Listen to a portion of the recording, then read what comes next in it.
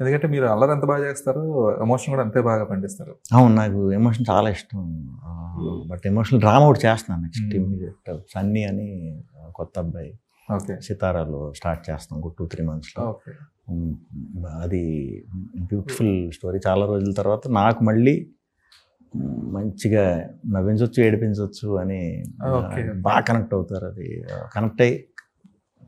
Connect అయ్యి తీరాలి. అది అలాంటి సబ్జెక్ట్ అది. ఎందుకంటే నేను పిచ్చి పిచ్చిగా కనెక్ట్ అయిపోయాను. అంటే నాకింద చూడట్లేదు నేను, అది ప్రజెంట్ సిచ్యువేషన్ Okay. అది ఉందన్నమాట బయట ఒక సొసైటీ. సినిమాగా. అది చూస్తున్నా సినిమాగా, నాకు అది భలే అనిపించింది. నాకు రావటం హ్యాపీ, దానికి బెస్ట్ ఇవ్వాలి.